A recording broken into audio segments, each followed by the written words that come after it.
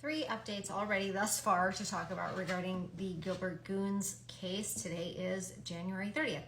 First, we have a 17-year-old that was arrested yesterday for an assault, one of the assaults that Kyler Renner was arrested for last week. If you recall, Kyler Renner was arrested for two different assaults last week, one that happened outside of a house party and one that happened in the Gilbert parking garage.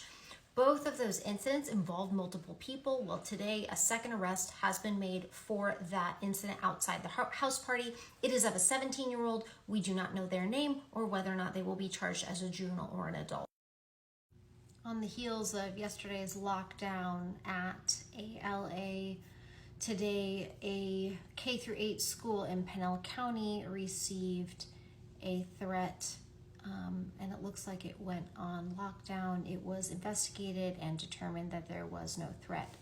But the reason I bring this up is that schools thus far have been silent when it comes to the discussion that the community is having regarding teen violence. And many of the incidents that we've seen and that have been reported have happened at school. I don't mean the major incidents of 10 via 1, but there are videos of people being beaten up in bathrooms, in cafeterias, and there's reports of people not feeling safe at school.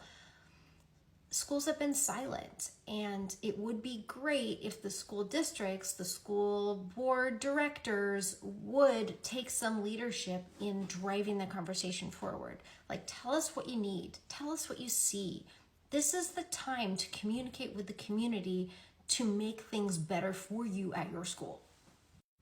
The bombshell that came out today is in regards to a 12 News article and report that there have been hundreds of calls to the Gilbert InNOut over the last 4 years, and many of them have involved teen violence. 12 News found that Gilbert PD had responded to InNOut approximately 256 times since January 2020, and in 79 of those cases, teens were involved. This is bad news for InNOut and Gilbert PD. First of all, we have the Gilbert police chief who did a press conference January 18th where he said that he had done an analysis of all the calls for 4 years at InNOut, and he said there were 8 calls in 4 years of a fight. And out of those 8 cases, only 3 times a report was made. Let me clarify, in those 3 times we were able to get there, identify the suspects, and at all other times they were gone when they arrived. Well, that is inconsistent with the news that is being reported, which itemizes juveniles fighting, assaults, throwing soda at drivers, verbally abusing people, 50 juveniles getting rowdy, one with a gun, wearing a gas mask.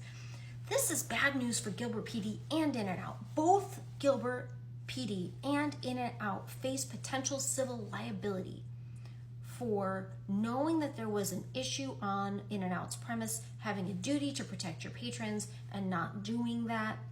And if plaintiffs' attorneys can show a pattern of a failure to investigate or take these crimes seriously, then they face potential liability as well. Civil lawsuits are coming.